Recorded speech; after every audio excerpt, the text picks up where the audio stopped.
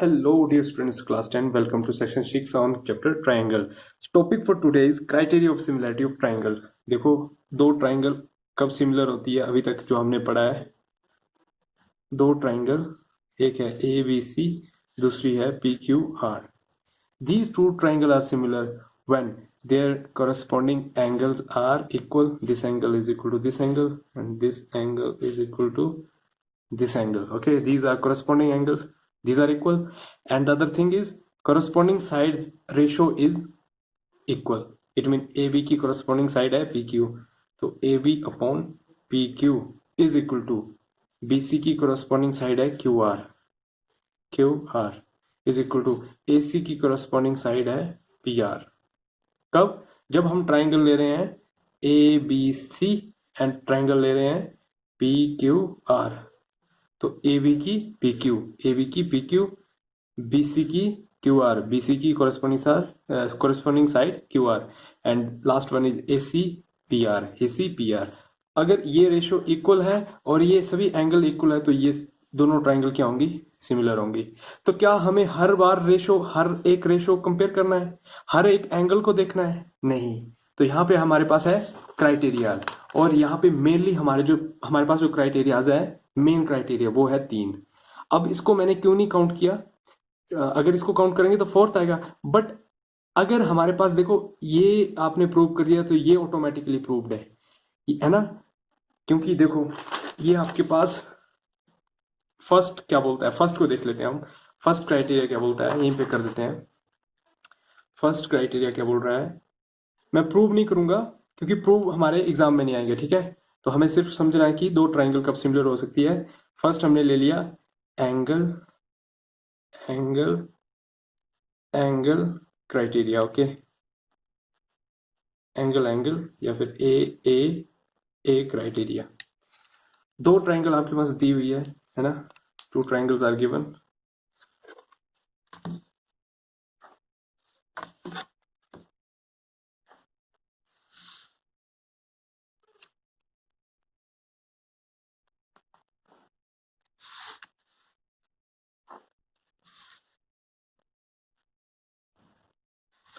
ठीक है, अगर इसको नाम दे दूं मैं ए बी सी, इसको नाम दे देता हूँ पी क्यू आर. ये दो ट्राइंगल है. ठीक है, अगर एंगल इसका नाम है ट्राइंगल ए बी सी, क्योंकि कोरस्पॉन्डिंग पार्ट्स का ध्यान रखना में ना. तो जिस पैटर्न में ए है उसी पैटर्न ए बी सी है, उसी पैटर्न में पी क्यू आर लिखिए. मतलब ए का कोरस्पॉन्डिंग पार्ट पी, तो ए का कोरस्पॉन्डिंग पार्ट पी, बी का कोरस्पॉन्डिंग पार्ट क्यू, बी का कोरस्पॉन्डिंग पार्ट क्यू, और सी का आर. ये सी का आर. अगर सिर्फ हम यही देखें, हमें साइड्स देखने की जरूरत नहीं है. अगर ये इक्वल है तो ये क्या है? सिमिलर है. डन. ये फर्स्ट क्राइटेरिया है. अब देखो मैंने इसको ए को इस और ट्रिपल ए को एक ही नाम क्यों दिया? देखो अगर यहाँ पे मैं बनाऊं, ये दो ट्राइंगल बना दी मैंने. ठीक है, इसको रफ में समझ लो ऐसे ही, A B C P Q are.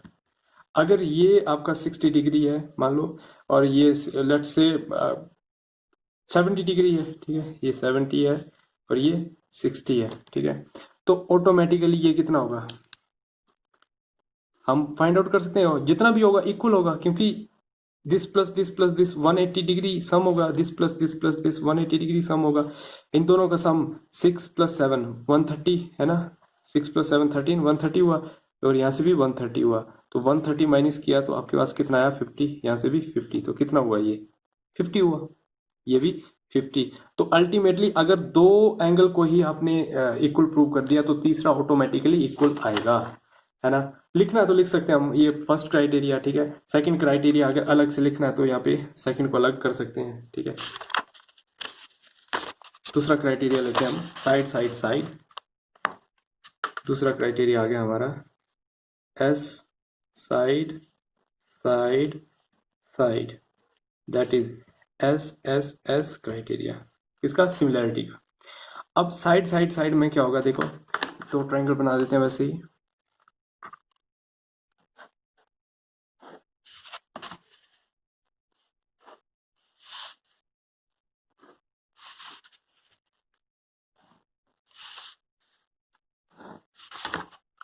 This is ABC this is P Q R. हमें side side side congruence side side similarity criteria से देखना है, तो हमें एंगल फाइंड आउट करने की जरूरत नहीं है, हमें देखनी है करस्पॉन्डिंग साइड। ये है ट्राइंगल ए बी सी और ये है ट्राइंगल पी क्यू आर। तो ए बी का करस्पॉन्डिंग पार्ट है पी क्यू, ए बी का करस्पॉन्डिंग पार्ट पी क्यू।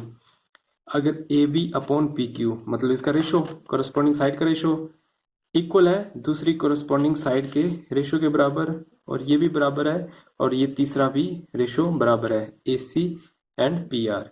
अगर ये रेशोज बराबर है तो इट मीन ये दो ट्राइंगल क्या है, ये सिमिलैरिटी का थोड़ा साइन ना, ये क्या है, यहाँ पे लिख लो triangle A B C is similar to triangle P Q R, और इसमें triangle A B C is similar to triangle P Q R. मतलब हमें क्या है, हमें एंगल, जब तीनों साइड का रेशियो हमने इक्वल प्रूव कर दिया, तो हमें एंगल को फाइंड आउट करने की जरूरत नहीं है, एंगल ऑटोमेटिकली क्या होंगे, इक्वल होंगे, क्योंकि ये दो क्या आ गई, सिमिलर। और सिमिलरिटी में आपके एंगल क्या होते हैं, सिमिलर ट्राइंगल में इक्वल होते हैं। अब इसमें क्या है, अगर ये आपने एंगल के बेस पे प्रूव की है सिमिलर, तो इसका कोरस्पॉन्डिंग साइड का ये जो ऐसा रेशियो है वो ऑटोमेटिकली इक्वल आएगा, क्योंकि ये क्या है, सिमिलर है। तो ये सेकंड था। थर्ड हमारे पास क्या है, थर्ड आ गया हमारे पास साइड एंगल साइड। तो इसको इलेबोरेट करके मैं लिखूं तो side angle side similarity criteria. तो क्या है ये क्राइटेरिया, देखो फिर से मैं ट्राइंगल यहाँ पे बना लेता हूं। ये आ गया ए बी सी ट्राइंगल, और ये आ गया पी क्यू आर ट्राइंगल, ठीक है।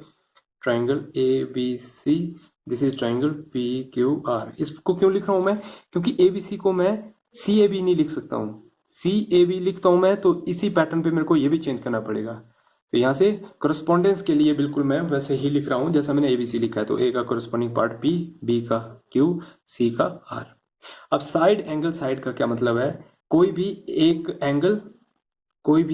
एंगल अगर अब बी और क्यू इक्वल है, ठीक है, अगर angle B is equal to angle Q है, और जो एंगल ये एंगल है जिन दो साइड्स के बीच में है, ए बी और बी सी के बीच में है, तो इनका ही कोरस्पॉन्डिंग पार्ट हम दूसरा लेंगे, दूसरी ट्राइंगल में भी उसी कोरस्पॉन्डिंग पार्ट का रेशियो लेंगे। जैसे ए बी लिया है तो ए बी का कोरस्पॉन्डिंग पार्ट हुआ पी क्यू, तो A B upon P Q ये रेशियो, और B C upon Q R ये भी क्या होना चाहिए, बराबर होना चाहिए।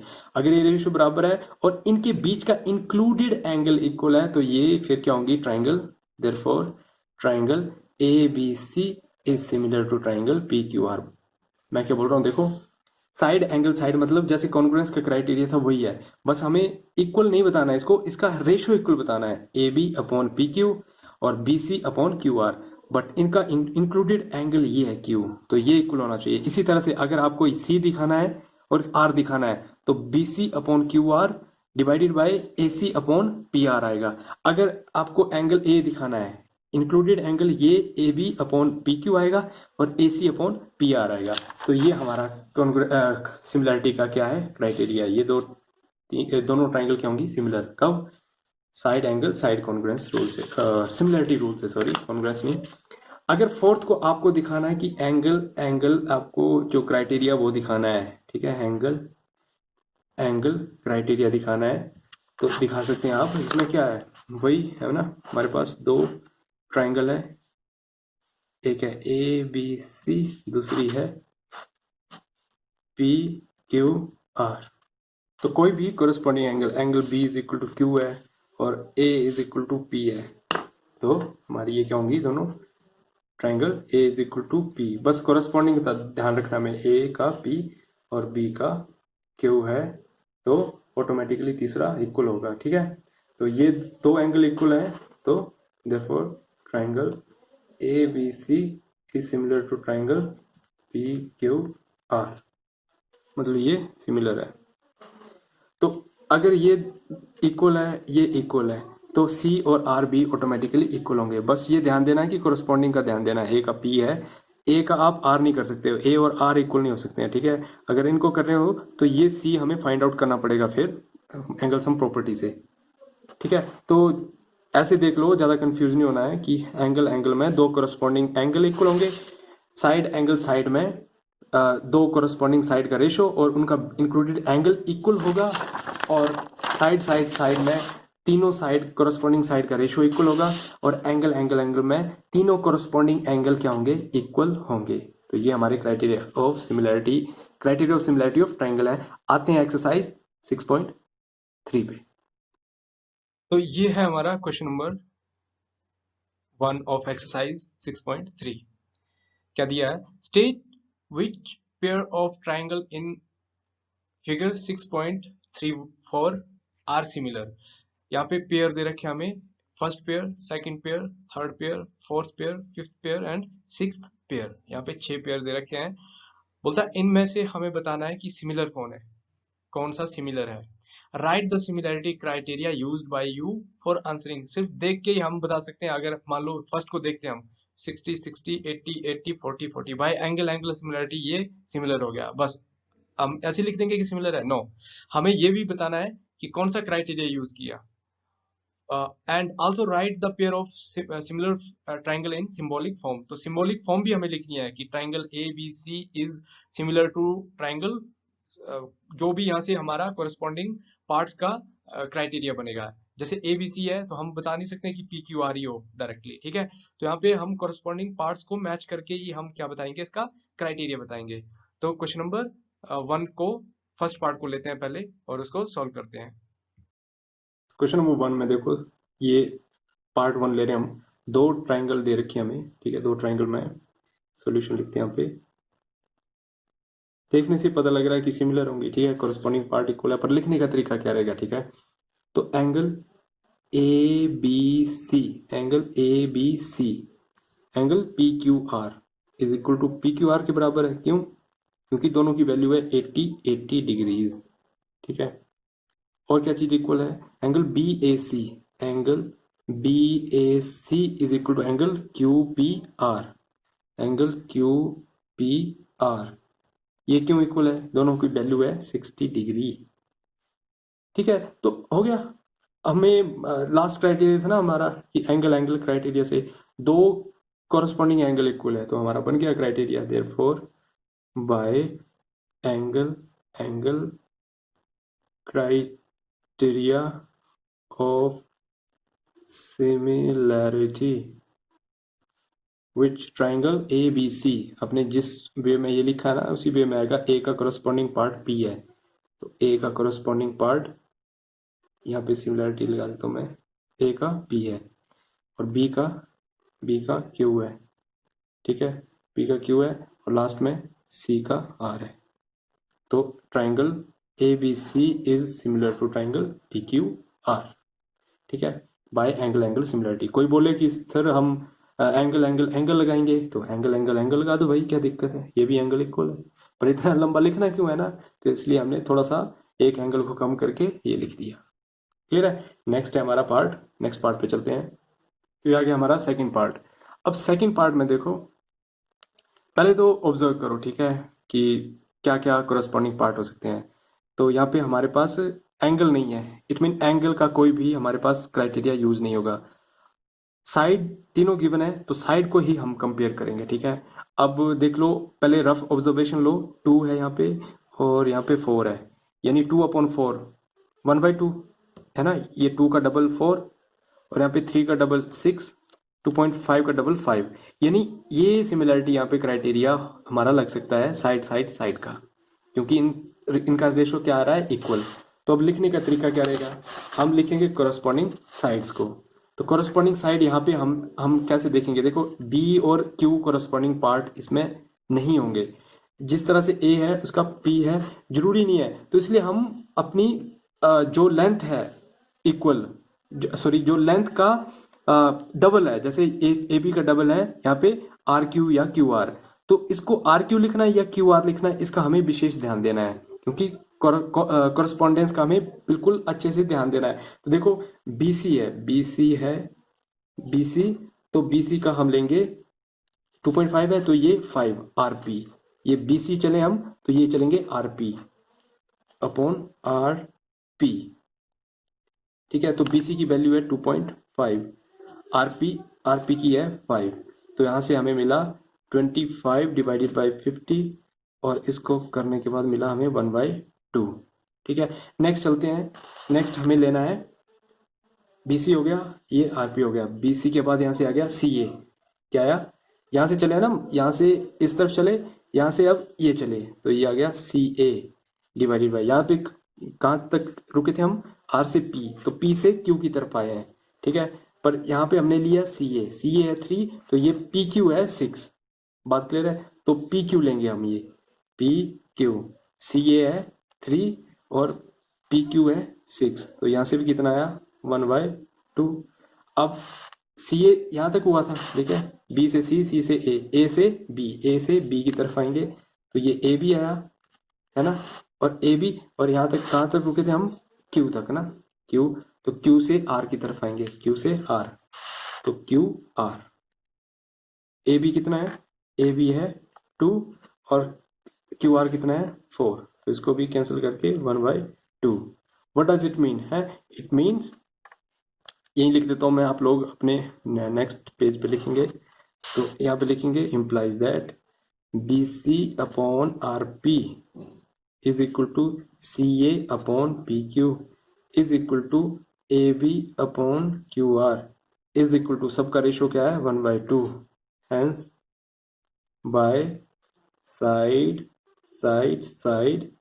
सिमिलैरिटी क्राइटेरिया, पूरा लिख देना इसको, सिमिलैरिटी क्राइटेरिया ट्राइंगल ABC। अब देखो, जो हमने अपना कोरस्पॉन्डिंग पार्ट्स लिया ना, उसी के हिसाब से हमें लिखना है। तो कोरस्पॉन्डिंग पार्ट देख लो क्या क्या है, BC का कोरस्पॉन्डिंग पार्ट RP है, मतलब B का R है यहाँ पे। बिल्कुल, ये बहुत ध्यान देना है इस पे लिखने के लिए, ठीक है। तो B का कोरस्पॉन्डिंग पार्ट कौन सा आया, B का कोरस्पॉन्डेंस है R से, B का R से, C का किससे है, P से, और A का किससे है, Q से, A का है Q से। देख लो फिर से, A का Q से है, A का Q से है, B का R से है, B का R से है, और रेंडमली कोई भी पिक कर लो, R का C का P से है, C का P से है। इट मीन अगर आप ABC लिख रहे हैं ना, अगर आपने ABC लिखा है तो सिमिलैरिटी PQR की नहीं दिखाओगे आप। A का कोरस्पॉन्डिंग पार्ट Q है तो Q पहले आएगा, B का कोरस्पॉन्डिंग पार्ट R है तो यहाँ पे R आएगा, और यहाँ पे C का कोरस्पॉन्डिंग पार्ट है P, तो ABC QRP के सिमिलर है, ना कि PQR के। PQR लिखोगे तो वो रॉन्ग हो जाएगा, तो ABC का सिमिलरिटी हुआ QRP से। आई होप आपको ये क्लियर हो गया, पूरे का पूरा यहाँ पे ये क्रक्स है पूरे चैप्टर का, कि आपको कोरस्पॉन्डेंस का विशेष ध्यान देना है। फिर से बोल रहा हूँ, कोरस्पॉन्डेंस इज वेरी नेसेसरी। कैसे लगाओगे कोरस्पॉन्डेंस का पता, B से C, जैसे यहाँ से चल रहे हो ना, B से C चले, C से A चले, A से B आए, तो 2.5 ये है, तो वैसे ही आप इस पॉइंट से चलोगे, R से P, P से Q, Q से R, तो ये दो कोरस्पॉन्डिंग पार्ट, ठीक है, और B और R कोरस्पॉन्डिंग, C और P ये दो कोरस्पॉन्डिंग, और A एंड Q ये कोरस्पॉन्डिंग पार्ट्स आ जाएंगे। जब आप बिल्कुल अच्छे से पेरीमीटर के साथ चलोगे तो आपके पास कोरस्पॉन्डिंग पार्ट्स आ जाएंगे। आते हैं थर्ड पार्ट पे, ये है थर्ड पार्ट। अब देखो, ऑब्जर्व करेंगे, पहले रफ ऑब्जर्वेशन रहेगा हमारा, फिर हम सॉल्व करेंगे। तो रफ ऑब्जर्वेशन हम देखेंगे, 2 का डबल 4 है, 3 का डबल 6 है, मतलब 1/2 यहाँ रेशो बन रहा है। यहाँ पे 2.7 है, यहाँ पे 5, अच्छा यहाँ पे 2.5 है, 5 यहाँ पे 5 है, 2.7 और 5, तो ये डबल नहीं है इसका। इट मीन हमारा रूल यहाँ पे नहीं लगेगा। अगर एंगल होता तो शायद हम बोल भी सकते थे, बट साइड तीनों गिवन है, तो साइड सिमिलरिटी से ये सिमिलर नहीं होंगी, है ना। ये तो हमें लग गया पता सिमिलर नहीं है। अब लिखने का तरीका क्या है, लिखेंगे कैसे, तो सॉल्यूशन, है ना, सॉल्यूशन में हम क्या दिखाएंगे, MP, ये देखो, ये M से लेके P तक, अगर हम इन दोनों को कोरस्पॉन्डिंग पार्ट दिखाते हैं तो ये M से स्टार्ट हुआ और ये P तक गया, फिर P से L तक ये 3 है। अब इसी तरह से E से D तक चलेंगे हम, है ना, E से D 4 है, तो M से P 2 है, तो ये कोरस्पॉन्डिंग पार्ट हुई, मतलब ये ब्लू टिक जो है ये कोरस्पॉन्डिंग पार्ट हुए, और ये रेड टिक और रेड टिक ये कोरस्पॉन्डिंग पार्ट हुए, और ये हमारे कोरस्पॉन्डिंग पार्ट हुए ब्लैक वाले, ये ब्लैक वाले, ठीक है। तो अब हम किस तरह से लिखेंगे, देखो, एम से पी, एम पी, ठीक है, एम पी, एम पी, और ये ई डी, ई डी, ये करस्पॉन्डिंग पार्ट एम पी का वैल्यू है 2, ई डी का वैल्यू है 4। यहाँ से आ गया रेशो 1/2। अब नेक्स्ट चलते हैं, नेक्स्ट पी तक पहुंचे थे हम, पी से चले एल, पी से चले एल, तो यहाँ तक डी सा, ठीक है, डी से चले ई एफ की तरफ, डी एफ, तो ये आ गया डी एफ। पी एल कितना है, पी एल आ गया 3, डी एफ आ गया 6, तो यहाँ से भी मिल गया 1/2।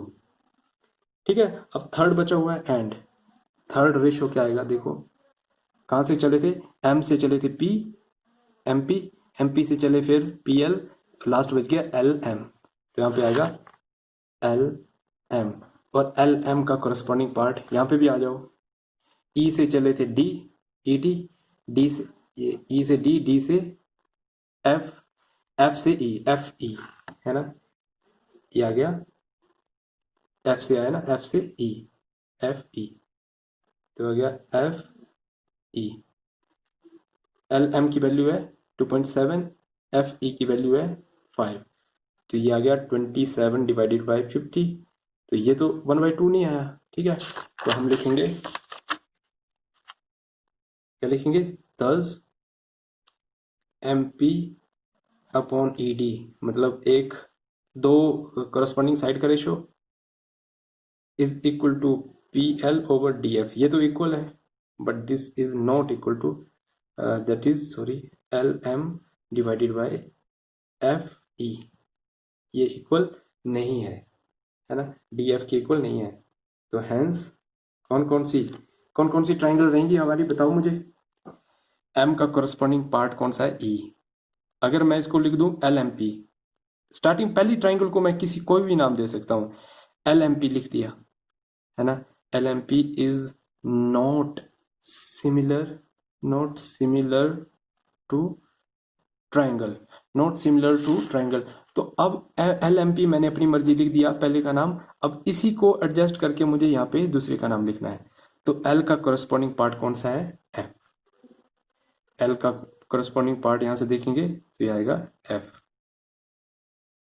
एफ, एम का करस्पॉन्डिंग पार्ट देखेंगे तो ये आएगा ई, एफ ई, ठीक है, एम का ई, एम का ई, और एल का एफ, एल का एफ, और लास्ट बचा पी, पी का डी, पी का डी, एफ ई डी, तो ये आ गया L M P is not similar to F E D.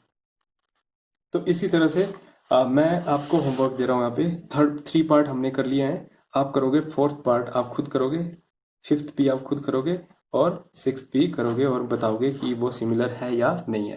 तो ये 3 होमवर्क है, 3 हमने क्लास वर्क में किए हैं।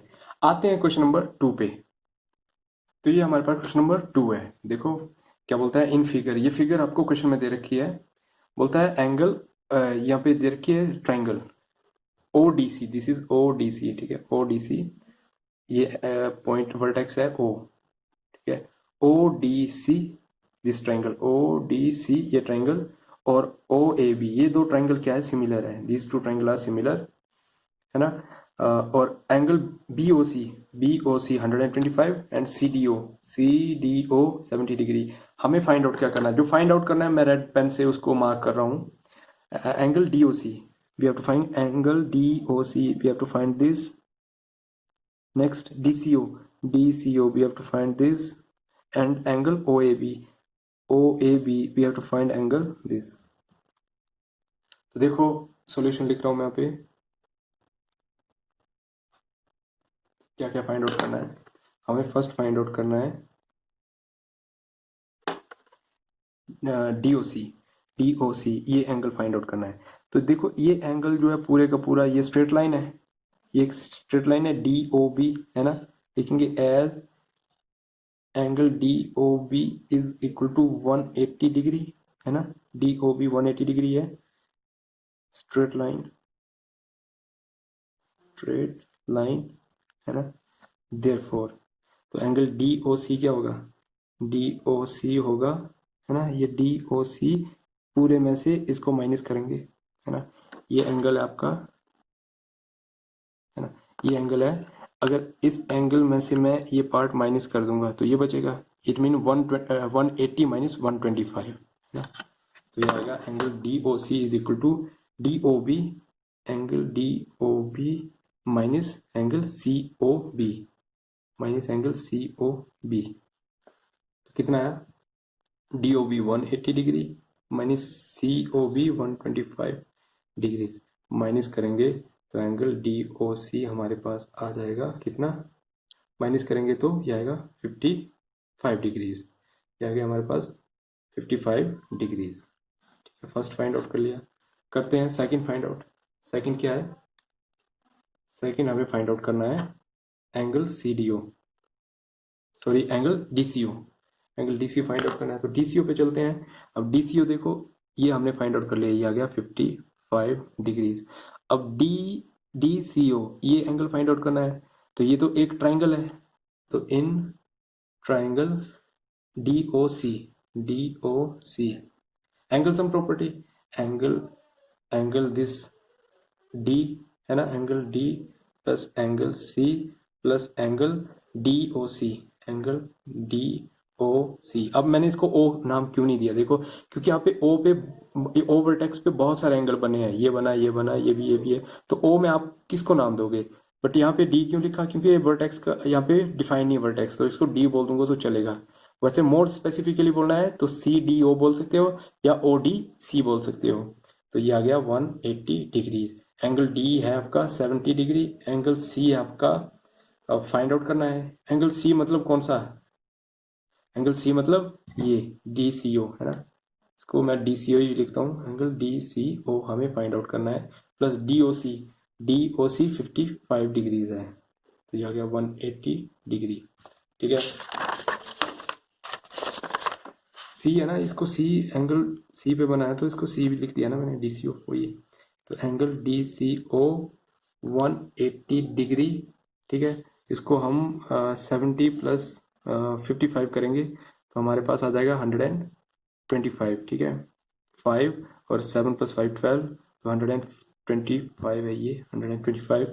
तो इसको सब्ट्रैक्ट करेंगे तो डी सी ओ आ जाएगा आपके पास 55 डिग्री, ये भी आ गया 55 डिग्री, तो ये भी आ गया हमारा 55 डिग्री है ना। 55 प्लस 55 प्लस 70 करेंगे तो आपके पास आएगा 180 डिग्री। ठीक है, 110 प्लस 70 180 डिग्री। अब हमें फाइंड आउट करना है ये एंगल। अब देखो यहाँ पे ये जो लाइंस है, ठीक है, ये हमारे पास दो लाइंस है और ये कैसी लाइंस है, स्ट्रेट लाइंस है।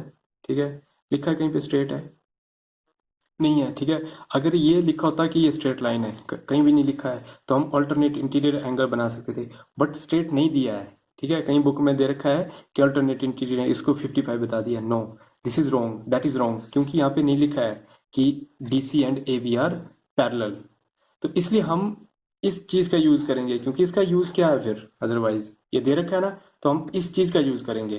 तो थर्ड पार्ट में क्या करेंगे हम, देखो थर्ड पार्ट में लिखेंगे as given triangle ODC is similar to triangle OBA। ये दो सिमिलर है ना, सिमिलर है इट मीन इसके corresponding पार्ट्स इक्वल है। तो corresponding पार्ट्स मतलब एंगल A और C क्या है, इक्वल है ना।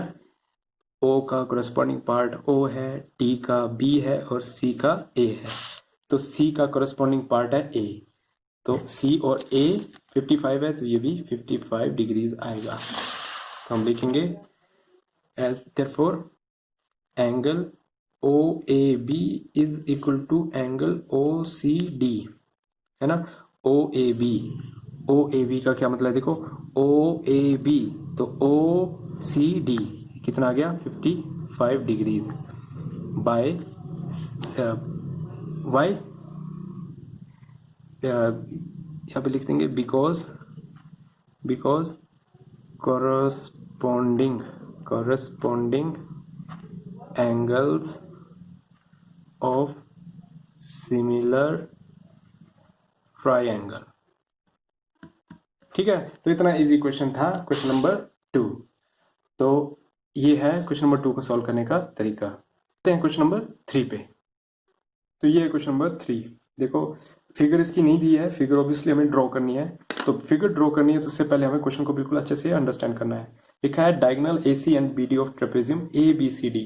तो आपको ABCD ऐसे बनाना है कि उसका A और C क्या हो, डायगोनल, और B और D डायगोनल हो। तो पहले प्रिपेयर करते हैं हम फिगर ट्रेपेजियम की। तो ट्रेपेजियम में साइड कौन सी पैरेलल दी है ये भी देख लो, AB एंड DC पैरेलल है। तो DC और AB या AB और DC आप बना सकते हैं। तो यहाँ पे हम बनाते हैं बेस, बनाते हैं इसका AB। ठीक है, बेस बना लेते हैं हम इस तरह से A, इस तरह से B। ठीक है, और यहाँ पे पैरेलल इसके ले लेते हैं ये ले लेते हैं स्मॉल साइड DC, स्मॉल कर देते हैं इसको।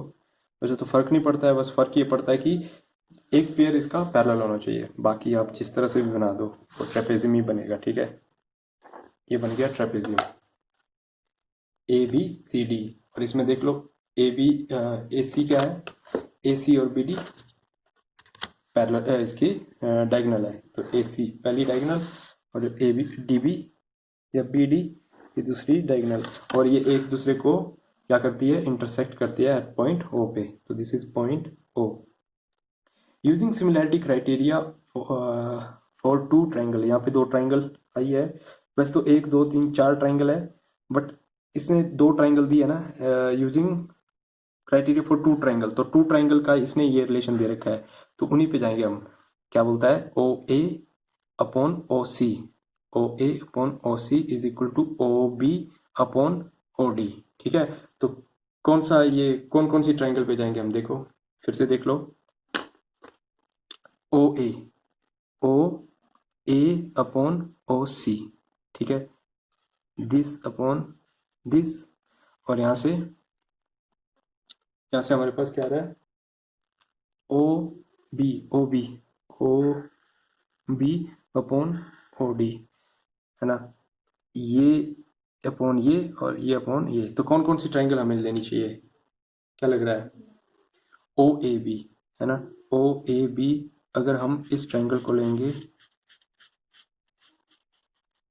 ठीक है, इस ट्राइंगल को लेंगे, और दूसरी ट्राइंगल है OCD ये ट्राइंगल, तो हमारा काम बन जाएगा। ठीक है, इन 2 ट्राइंगल को लेंगे तो हम सॉल्व कर पाएंगे इसको। क्यों, क्योंकि OA इस ट्राइंगल का पार्ट है और OC इस ट्राइंगल का पार्ट है, मतलब ये करस्पॉन्डिंग साइड का रेशो, और यहाँ पे OB अपॉन OD ये करस्पॉन्डिंग साइड का रेशो, ये हमें इक्वल बताना है। तो हमें इट मीन इन 2 ट्राइंगल को सिमिलर बताना है। बात क्लियर है। तो हम लिखते हैं जो जो हमें यहाँ से देखने को मिल रहा है। देखो ये पैरेलल है, ये गिवन है, ये पैरेलल है। हम लिखेंगे as AB is parallel to DC, है ना, as AB is parallel to DC, therefore, तो ये पैरेलल है। तो अब देखो क्या बना यहाँ पे, ये और ये एंगल इक्वल होंगे, ऑल्टरनेट इंटीरियर एंगल। ठीक है, तो हम लिखेंगे DB इज ट्रांसवर्सल, है ना, therefore DB is ट्रांसवर्सल। तो DB ट्रांसवर्सल हुआ तो एंगल, ये मान लेते हैं हम एंगल 1 लिख देते हैं इसको 1, ये दे देते हैं 2। तो angle 1 is equal to angle 2, 1 और 2 इक्वल। वैसे ही सिमिलरली ये पैरेलल है फिर से, तो AC is transversal, AC is transversal है। AC के ट्रांसवर्सल होने से क्या हुआ, तो ये एंगल भी इक्वल होंगे, ये एंगल और ये एंगल भी इक्वल होंगे। अब हम इनको क्यों बता रहे हैं, ये कॉरेस्पॉन्डिंग एंगल है और ये भी कॉरेस्पॉन्डिंग एंगल है, ये इक्वल हो गए। तो AC इज ट्रांसवर्सल, तो इसका नाम दे दिया हमने, मान लो इसका नाम दे दिया 3 और इसका दे दिया 4। तो angle 3 is equal to angle 4, है ना। तो कौन सा क्राइटेरिया बन गया ये एंगल क्राइटेरिया, क्योंकि ये तो इक्वल हो गई है ऑब्वियसली। तो हमारे पास तो क्राइटेरिया डायरेक्ट है ही है, एंगल एंगल एंगल एंगल। तो therefore by angle similarity criteria, कौन सी ट्राइंगल क्या नाम था इसका, कौन सी दी थी हमने, AOB एंड DOC। ट्रायंगल